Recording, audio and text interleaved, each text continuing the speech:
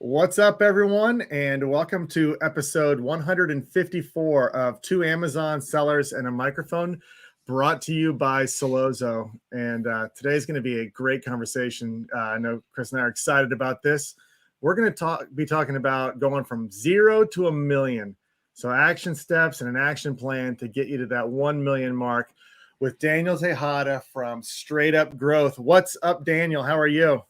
What's up, Dustin and Chris? Thanks for Hey having me man, here. thanks for joining. A little cold in San Diego today with my first world problems, but Oh, yeah. all good. Well, what's called like 65? Yeah, exactly. No, I was going to Exactly.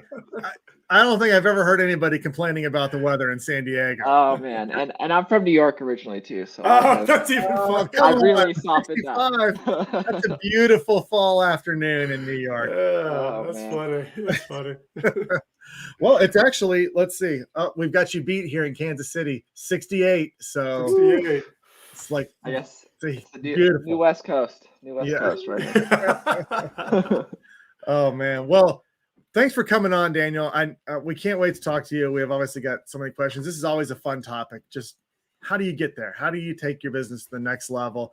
And I'm so excited. We'll jump into that. We like to chat and talk about wherever it goes. But before we do that, for anybody who doesn't know you, doesn't know Straight Up Growth, you got the floor. We'd love to hear your story, how you got into e-commerce in the first place, what you're doing at Straight Up Growth, what Straight Up Growth does. Yeah, Just give us the full rundown. You got the floor cool. for a while.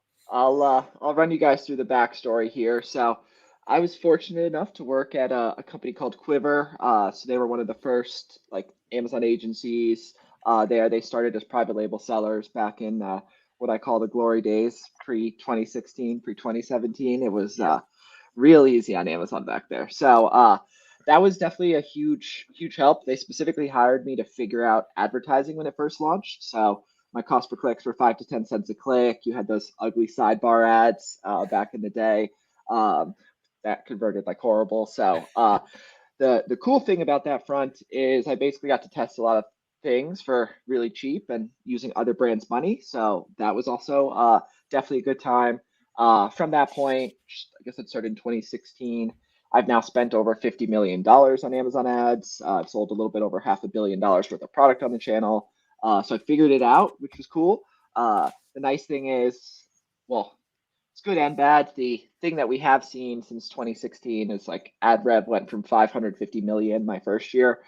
This year, Amazon's going to do close to $26 billion in ad revenue. So that market definitely took off, and so definitely happy that my expertise is in that arena there. Now I have an agency called Straight Up Growth. We launched actually in February, right before COVID. We now manage $35 million in spend, and we'll do about 350 million this year on Amazon. So lots of some straight up growth, I guess, for lack of a better term. But yeah, the cool thing is, I mean, I've worked with probably hundreds of brands, all different categories you can imagine. The only thing that I probably haven't sold on Amazon is apparel and books. Pretty much sold everything else, like beauty, lots and lots of supplements. Yeah, love Amazon there. So all good. Yeah, and did you start out as a seller? Did you get in? How'd you get in the Amazon So space? So Quiver uh, started as a seller originally. Okay, So it was kind okay. of working in-house for like a private label brand essentially. Quiver was one of the first agencies that actually decided to help establish brands to sell on that front. So that was helpful because I got some pretty big budgets to play with early on for Amazon. Like uh, yeah, my first six-figure budget came in like 2017 from an ad management perspective, which back then it's probably like $500,000 now, just because cost per clicks were so inexpensive back then. Did you have any experience in the space before you joined Quiver, or was Quiver like your first Quiver was hands-on? my first Amazon specifically Okay. place. I literally called it my marketing degree in Amazon, essentially. Like it was like my master's. Uh, Before then, I did come from digital marketing in general, so I did have an SEO and PPC background, which I think was why I was so keen to jump onto Amazon. For me, it seemed like uh, it was like looking at Google, but like back in time, right? It's like Yeah. almost like we're 10 years behind where Google's at. Um, I had a feeling Amazon would end up becoming the world's largest product search engine, and wouldn't you know it, like last year, I think 60% of all product searches started on Amazon. Google's market share dropped from 23 to 17% during that same time frame. And this even comes down to how we think about Amazon from a strategy perspective, is that Amazon is really the world's largest product search engine, right? And when you think of it as a search engine rather than just a marketplace, then you start to pay attention to things like visibility. Ultimately, winning on Amazon is, there's a lot that goes into product and operational pieces and all that.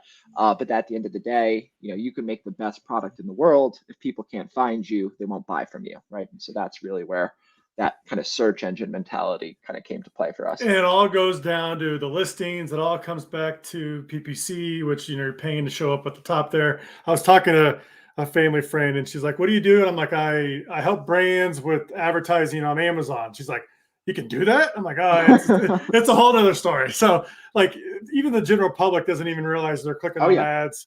But that's how brands are getting discovered. And some brands are going from literally a startup to millions and millions of dollars in probably about a year. That's some of your claim of fame is starting out with 0 to $1 million. So let's back up to that where I'm just starting out. If I am interested in getting on Amazon, and a lot of our listeners are already on Amazon, but if I want to scale to $1 million, what's that high level roadmap look like? Yeah, great question. So I think the first piece is to understand like the market itself. So I do something I call like a category analysis. And this is the same for whether you're just starting or maybe you're established, but you're launching a new product, right? That's a whole different beast, right? A lot of times you find sellers that they nail it on their first product and they launch a bunch of other stuff and they can't break that, they can't break into it. And I think part of it is they lack on that initial kind of research piece itself. That's going to help you set expectations for how long it's going to take you to grow, or depending on how quickly you're going to grow, how expensive is it going to be to get to that threshold. So there's a lot of third-party tools that can help. Like I'm a Jungle Scout fan, Helium 10 works as well.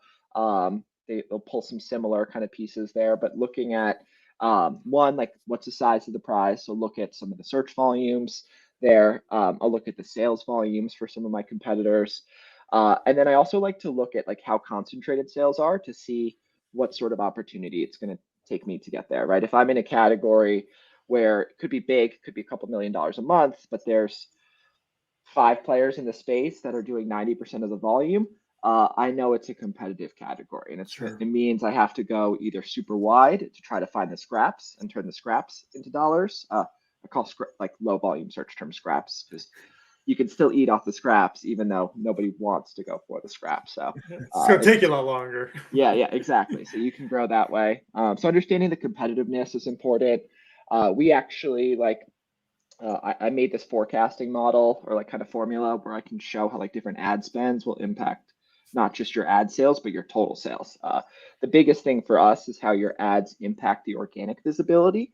And so that's one of the things that I like to factor in when I'm creating my growth is what is my percentage of ads driven revenue?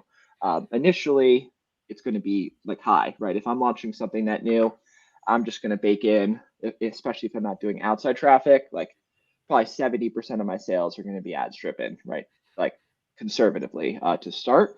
And so you have to start with that expectation, right? The other thing to consider, your PPC is basically a math game, right? And so essentially, even people will ask me all the time, what should my ad budget be? Well, how competitive is your market? That's going to tell you what your cost per clicks are going to be on average, right? And then depending on the number of clicks you're trying to drive per month, that's where your ad spend is going to end up, right? And so that's a big thing to understand. Some brands, they want to be a market leader. I worked with a brand in like the pet space, for example. We went from 0 to $1 million a month in 10 months on the platform. We were going after dog beds, which is extremely competitive, dealing with a net new item, 0 reviews, higher price point, no distinguishing features. And so first thing I said to the seller was good luck. But we did figure it out ultimately, right? And so for them, they were all about speed. And so I showed them a forecast. I'm like, look, we're not making any money until month 6, right? Based on this piece. If that works for you and that's comfortable for your goals, you're going to make money after month 6 when the profitability starts to grow. And then by month 12, now instead of being 50% ads driven, you're sub 30%, because your organic visibility went up there, made sense to the brand. And so that's really what I think is the most important, especially for sprinting, is how do you get your organic rankings as high as possible so that you're not dependent on advertising over time. And so first we set those expectations. Secondary piece ultimately is if you're going to drive ad spend, you want your listing to be as strong as possible to be able to take advantage of those dollars, right? One of the big things that has changed dramatically since I started is the ad inflation itself, right? Your PPC costs, like it was awesome that I got to spend 5 to 10 cents a click. Now, for example, I play around in the supplement category a lot. If you're net new, you're starting with a $10 to $15 cost per click right off the bat, right? So you're also dealing with probably an item that costs $18.99 to $30. So even from an average order value perspective, you could have a 50% conversion rate and still have a 50% A cost, right, in one of those categories. So it's different, right? And so understanding your market there, you want to make sure that you're giving your listing the best chance of conversion on the PPC front, so that you can actually grow in a positive way. So one of the things that I recommend is, like, especially if you're net new, you have to have really good photos. You want really good assets on that piece to give yourself the best chance of conversions. You're also starting with no reviews, right? And 99.9% of the time, you're going into a category that already has some semblance of reviews. Some of your competitors, they have more relevancy than you do. So they're even going to spend less per click on the same search terms you go after because they have historical relevancy. So to compete with that, like the quality of your listing, it's not just keeping up with the market leader, it's beating the market leader, right? If you're net new, you have to innovate on that piece. So I love having good assets there. One kind of pro tip that I tell people is add text to your product photos, right? You've got 60 to 80% of shopping on Amazon happens on mobile, right? And most of us are optimizing on our computer. We really focus on bullet points. But when you look at the hierarchy of what's important on mobile, it's actually your title, your reviews, your product photos, then A+, then bullet points, right? One of the most underrated areas, in my opinion, for Amazon, simply adding text to the photos themselves. Like drop your unique selling points into the photo themselves, because you have to beat the market leader, right? When you're net new, you're not there just to, like, it's not defense, it's offense. And so you have to play a different game than everyone else. And then once you've done your research, you've built out your content, you got your products ready to go, that's really where the execution comes in. And paid media is going to be a major component for anyone looking to launch on Amazon, especially if you're net new. Even if you're established, that spend becomes a little bit more defensive, but even then, you still need that piece. Like, I know plenty of private label sellers that were huge, right? 2018 sales, like, continuing to scale up. 2019, all these ad dollars come in. They're used to a really low ACoS like strategy, and their sales started to flatline in 2019. 2020, all of a sudden, those established brands started to go down. It's the first time in 5 to 10 years those guys ever saw their sales go down, and it's because those are the guys that took their foot off the gas, right? They slowly start to bleed on some of that organic visibility. They're not getting aggressive with spend, and then you have dicks like me, for lack of a better term, that come in and take your market share, and they sleep, right? So I've actually started to grab a couple of those clients recently, but that's the thing that's important on PPC. Like, people say always on, like, it really should be always on. The strategy might shift, but PPC is a long game. It's not just a short-term sprint for success. It's something you need to maintain that relevancy over time. You've hit on so much stuff there, and I want to back up to that first part because there's a lot of good stuff that you just said. The time frame, 0 to 6 months. This is not a 1 month product launch. This is a 0 to 6 months. It's going to take 6 months before you can start to see some profit like that.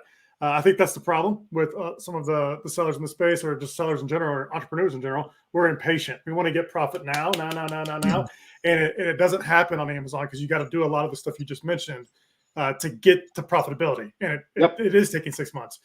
So great point there. Another one was all about the listings. The text in the images, super, super important. I don't even know the last time I read bullet points. Yep. Like I don't Yep. even. Yep. I think they're there for indexing, but I don't know the last time that I read a bullet point. So And there's so putting, much emphasis on the bullet points. Like people yeah, talk about it all the yeah. time, but it's really not as important as the photos are. As you It's mentioned. title. Let me see a couple images, and I'm out. Like Yep. I'm either buying it or I'm not. So And then A+, I'd say on mobile has a little bit of weight there Yeah. too. Yeah. Yeah, you're totally right. I mean, I can remember distinctly one time I read a bullet point, and that's because I was buying a part for a piece of equipment, and I needed to like find to make sure The part number. Yep. the right model number. But other than that, you're exactly right. I mean, that's huge. It's so interesting you brought that up about supplements, and then you're forecasting out how far, where that crossover point to profitability will be, what your budgets are. Because I was just talking yesterday to a guy, I was showing him Solozo and talking about his launch, and he just launched a supplement, and I was like, "Do you have any reviews?" He's like, "No." I was like, "Man, you might want to focus on that before you get into the reviews." And he started asking me like, "Well, how much do you think it's going to cost me to start running ads and start getting sales and being profitable?" I'm like, "Well, it's going to cost you thousands and thousands and thousands of dollars, and you're not going to be profitable for a long time." And he's like, "What?" Yep. He's like, "So you're telling me that I might, lose money on each sale?" I'm like, "You're going to lose a lot of money on each sale." Yeah. for a while. I'm like, you're starting, and I think for a lot of people, that's probably the biggest stumbling block is they do a lot of things right. They do, I mean, almost everything. They go by the book, but they aren't aware of the length of time and the budget it's going to take. And that's where product selection comes in. I mean, if you don't have that, don't go after supplements. Yeah. Right. Go niche, and then you can launch. I mean, there are areas where you could probably launch today and be profitable, but it's going to be a low search volume, low competitive area. So I mean, I'm sure you have those kinds of, but it was interesting you brought that up because I had that exact. No, you're spot on. Well, even those cost per clicks, like it's $10, $15 cost per click, but it's a $20 item. We hear that too. Is like, I don't want to bid on that keyword because the cost per click's so high. I'm like, well, then you're never going to get found. Right. So, and the other thing too that like people don't think about, like your CPCs are directly related to your relevancy score against the search term. So the product that is the first organic listing against the search term probably, I mean, in some cases can pay 50% or more, or I guess 50% more percentage points than that, but less than what you're paying from a cost per click perspective because they're already relevant. Like at the end of the day, Amazon cares more about that 30% and that customer hitting that relevant, finding what they're looking for rather than just the bid that you're offering them. And so that relevancy, especially if you're net new, is a major inhibitor of getting those ad impressions. And so it also impacts your ROAS significantly.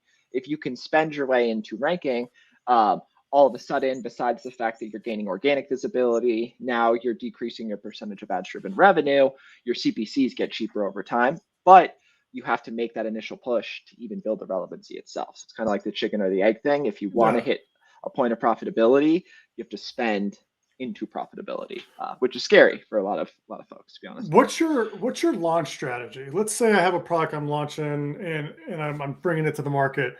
What's your launch strategy there? Where do you break that down? Yeah, great question. So best case scenario, you're a brand and you have at least some sort of either existing audience or some sort of outside traffic that you can drive. And that's just to help facilitate like generating some reviews, gaining some sales. So Amazon sees a little sales velocity going there. And so if there's a brand that like they already have other products, for example, and they've got some email addresses or phone numbers, they can shoot a blast out. Hey, check out our new product, offer some sort of, here's 20% off. Let us know what you think. Boom, launch on Amazon. You start getting some visibility there. The secondary piece to consider, especially if you're net new, you might want to grow really quickly, but again, like to Dustin's point on like some of the impatience there, because your relevancy score starts so low. If I had 100,000 to spend month one, doesn't matter if I'm Pepsi Cola and I'm launching a new item or Joe Schmo private label brand. Both of them are going to have the same issue, which is their relevancy is so minimal. It's tough to spend more than like $1,000 your first month for any item unless it's low competition. So your first 2 months are really just ramping up, and you're probably not even going to have the inventory at Amazon with the inventory limitations now to like really Yeah. even support massive growth. So I like that like kind of soft launch off of Amazon to get things going, make sure listings and things are really built up. And then the first, I'd call it probably 30 to 45 days, you're really trying to identify as many converting search terms as possible, and particularly like non-branded, right? The branded terms for you, they're not going to help you grow. They're going to give you a good return on ad spend, but that's not really the new customer acquisition. Where I really like to focus is the fact that 69% of searches on Amazon don't include a brand name, right? And so the ability to drive new to brand buyers is massive. And so those first, call it 30 to 45 days, you're just trying to grab as many converting search terms as possible to start to add into your manual campaigns, right? Especially as these, with all the ad inflation that you're seeing, you want to try to be as efficient as possible. And so trying to grab those winners quickly so that you can spend less on research and spend less on trying to find winners and more on what's actually driving business is really a key for me there on that front. I'd say like also obviously initially like customer service, you want to be like really on point because a negative review early on can definitely be a little bit of an inhibitor. Like if you've got 5 reviews and someone gives you a 1 star, that brings the whole average down pretty hard. So those are pieces that are super important kind of initially there. And then usually after about 60 days or so, that's when I'm starting to scale. So I'm starting to like really pump my ad budget. At that point, I should have a good amount of converting terms. I might be troubleshooting along the way. So I like to set like click thresholds to make sure that the number of clicks I'm generating on a term are like statistically significant, right? If I'm selling a dough whisk, let's say, and I get 2 clicks in the term dough whisk and no sales, it probably means that I just haven't had enough data to really support it, right? So you don't want to shut it down completely. You got to be patient initially to find those winners. But as you find them, like after 60 days, you should at least have at least a small bucket of terms you can start to go after, right, and push those harder. And then from there, it's really scaling that budget. One technique I love to do is something called a low launch price strategy, if you can get away with it. So we'll do it a lot in supplements because it's competitive. Essentially, you launch with a lower price point. Typically tends to be a loss leader move. But what happens is you get a higher conversion rate for not having a lot of reviews. So you could do a low launch price. People will still buy it because of the price point, start to generate some reviews that way. And then you can kind of slowly walk up your price. That's something that some of the more clever sellers will do. Because then what happens is now you have enough reviews to start to actually support a higher price point. So that's one thing you can do if you're like in a really competitive market. You can't just like turn your price back up overnight though. It's got to be like a slow walk or Amazon will break your buy box. But definitely a low launch strategy is something that can be advantageous. Then the other piece to consider, like, are you dealing with a consumable or are you dealing with like an item that doesn't have a big customer lifetime value?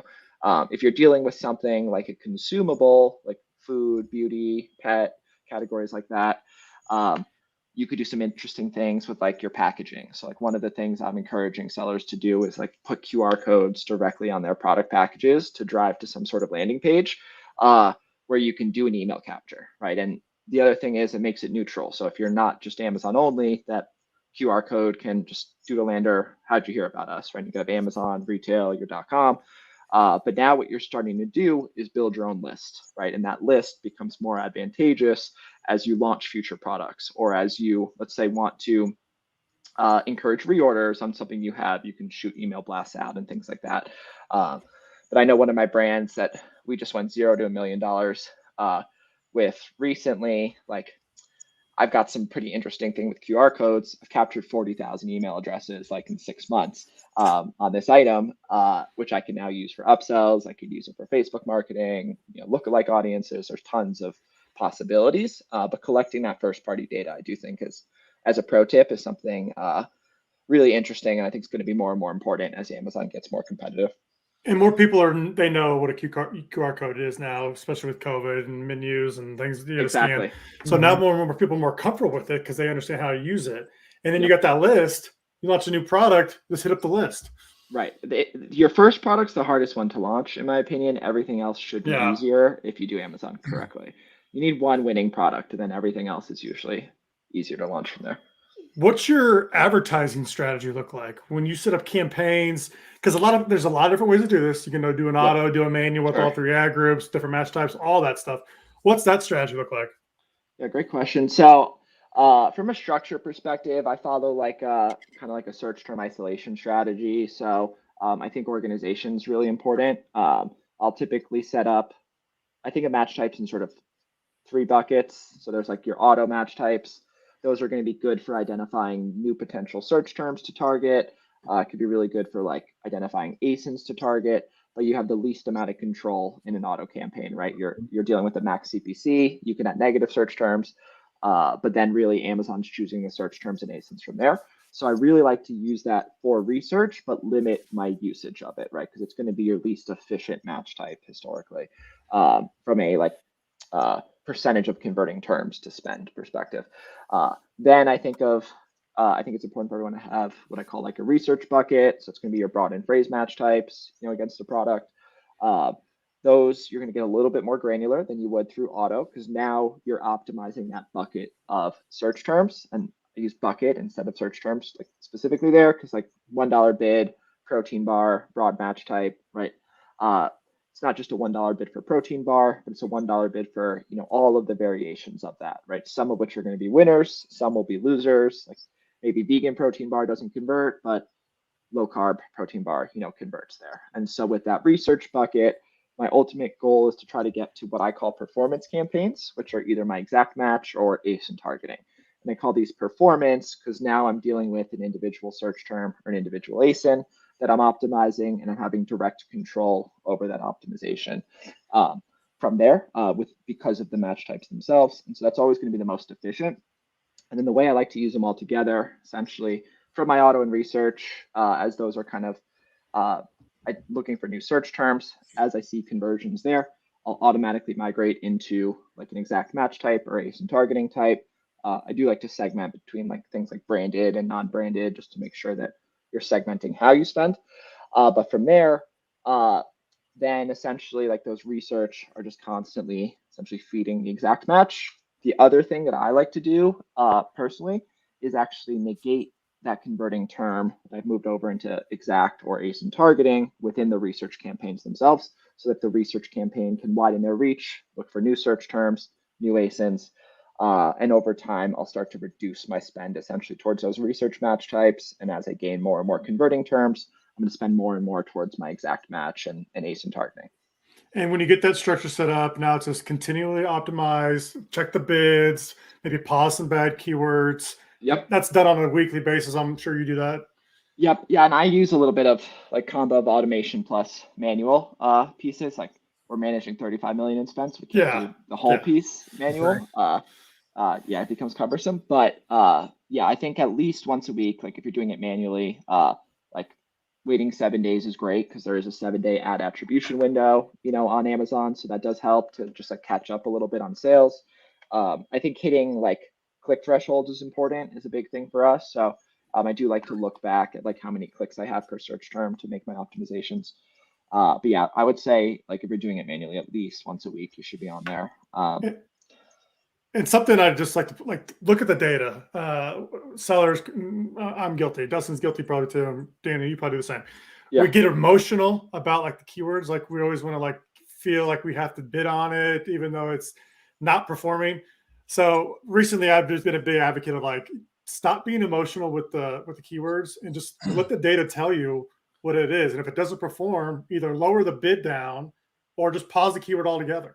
Right. No, and I 100% agree with that. I think I definitely would get a lot of bias, like personally, and then just like I'll talk to some of my team sometimes. They're like, "Oh no, it'll never convert there," right? And I know firsthand, like one of my first like luxury beauty brands that I worked with, like back in 2017. They're called Drunk Elephant, so they're huge, had like $1 billion buyout, but not when we started. Right when we started, they were doing like, I want to say like $10,000 a month on Amazon. I got them to $750,000 a month in 12 months on the platform there.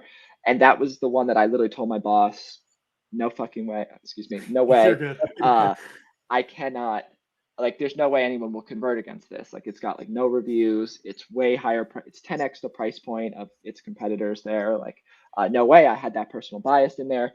He's like, just give it a shot. Let's see what happens. And it's one of my best case studies, I ever had was that brand. So that was my day where I'm like, I'm just going to let the data tell me, that doesn't lie, right? My own personal bias might assume I can't convert. And that was actually the thing that broke my bias on Amazon's a race to the bottom, right? Like, you always hear that, it's like, oh, you can't have a high price point on Amazon. Not necessarily true. It just means that certain pieces of Amazon need to be marketed a certain way. So removing that bias can definitely be a huge part, especially for your ads data itself. 100% agree. Like, you bring up prep. I mean, people don't test enough, and Chris and I talk about this a lot. Raising your price.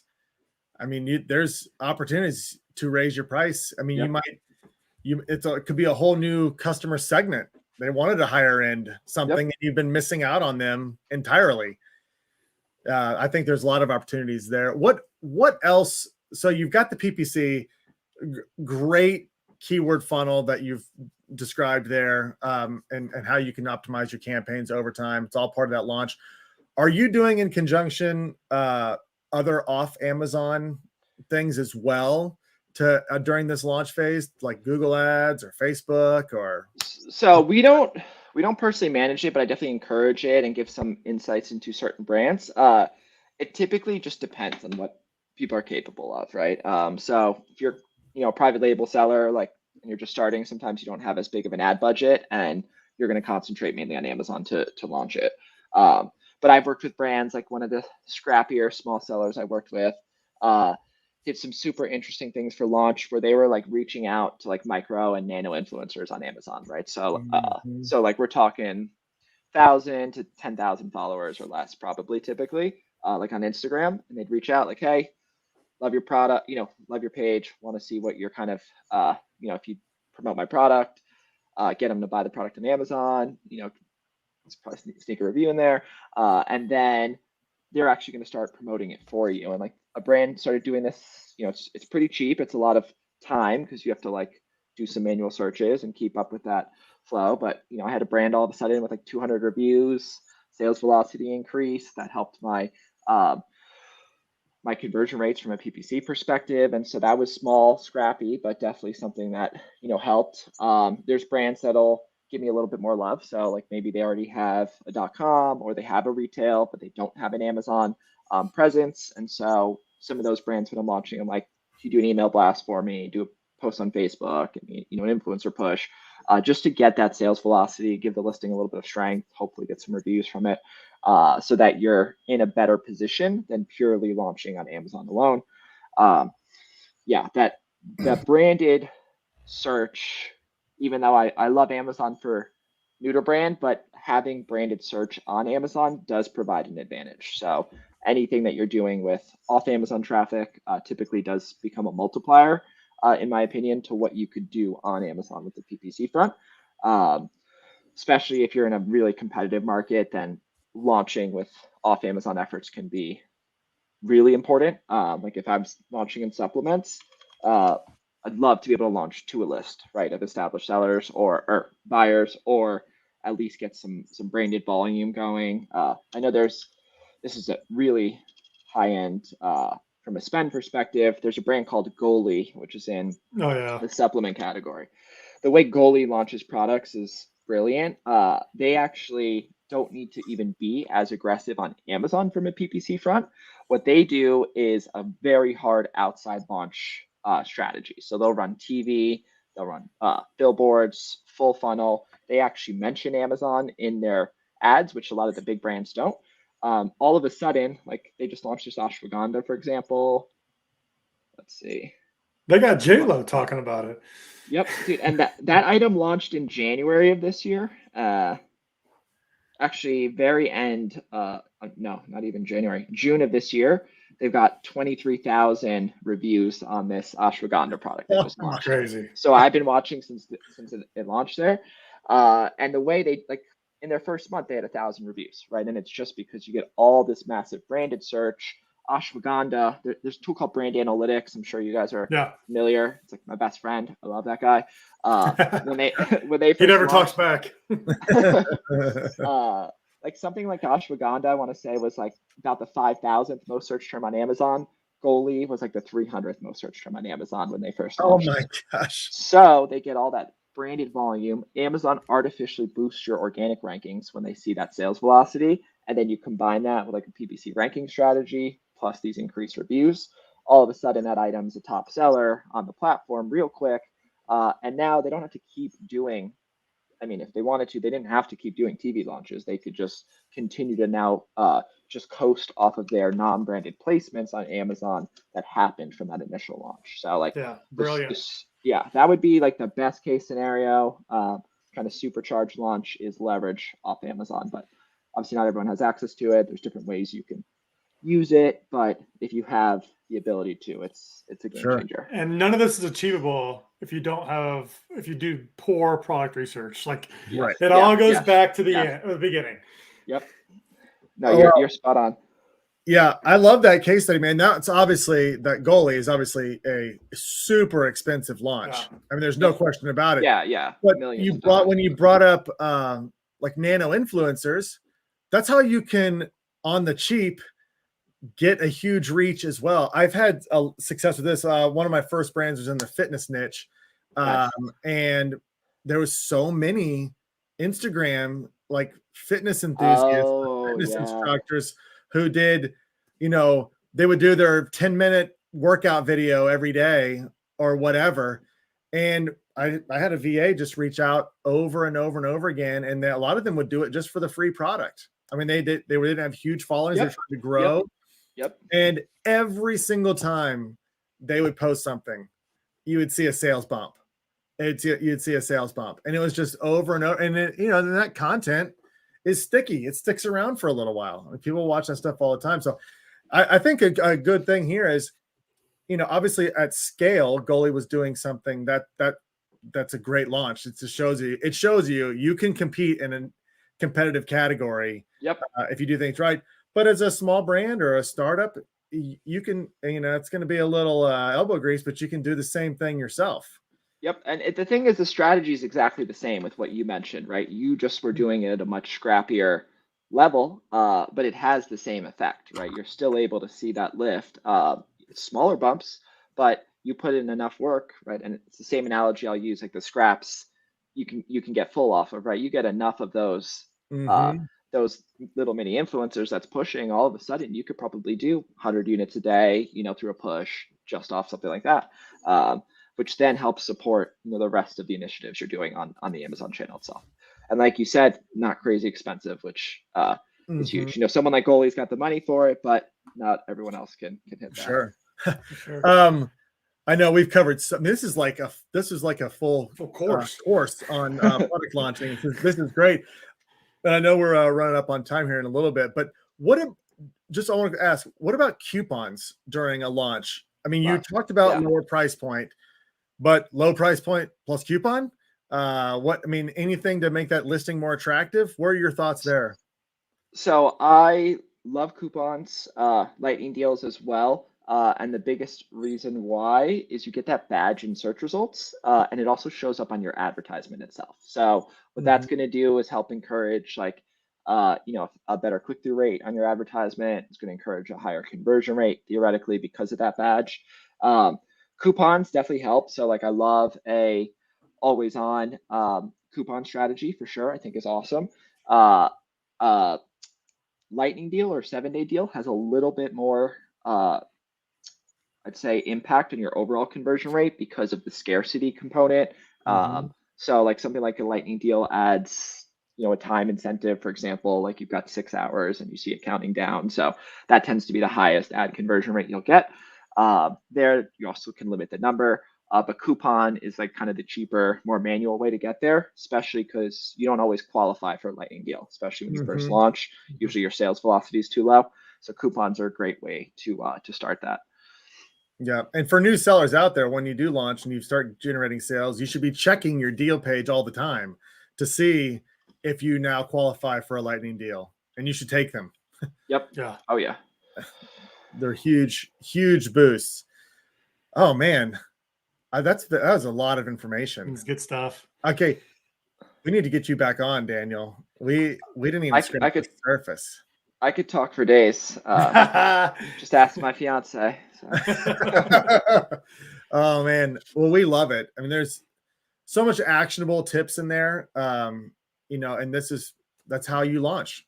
I think the key, and you hit on it, the key to all this is if you have the right expectations, then none of this is ultra difficult.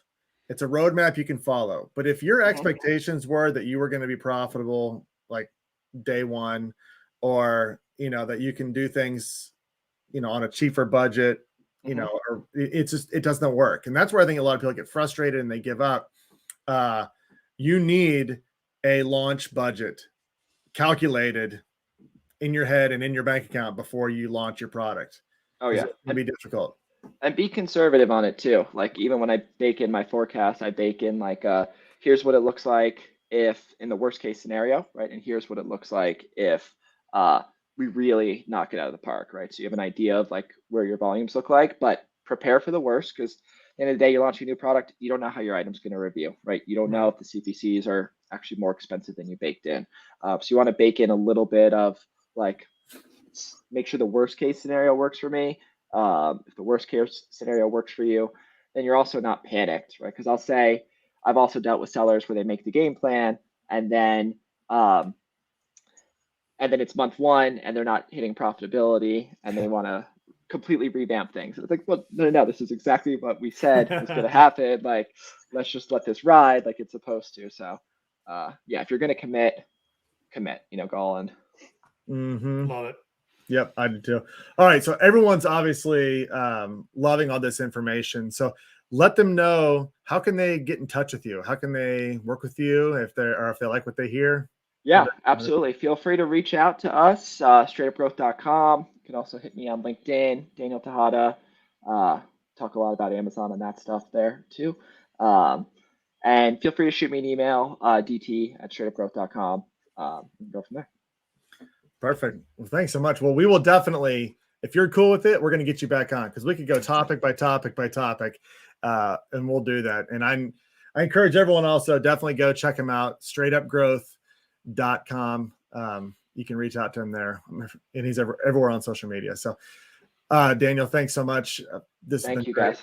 And everyone who's listening, if you like content like this, make sure you subscribe to the podcast. You can also follow us live. We go live every time we do these podcasts on Solozo's Facebook page, LinkedIn page, on our YouTube channel. It's everywhere. You can watch old episodes with all the great guests that we have. But make sure you subscribe and turn on notifications so you know when we do go live, so you can hear amazing people like Daniel talk about how to get to $1 million in a year, hopefully, if you can. Also, if you are in this launch phase or selling it all on Amazon and you're struggling with your advertising, or like Daniel said, there's so much with the advertising that it's nice to automate parts of this, set your strategy and automate it. That's what we can help you out with here at Solozo. You can go to solozo.com. In the top, you can book a demo. You can talk to either Chris or myself. We will talk with you about anything Amazon. Clearly, we love it. We love talking about it. And we can also talk about your advertising, how Solozo can help you automate it, talk about how it can automate your exact strategy, etc. So go to solozo.com, book a demo, and hopefully we'll be talking to you soon. Daniel, thanks so much for joining us. Everyone, thanks for tuning in. We'll see you next time.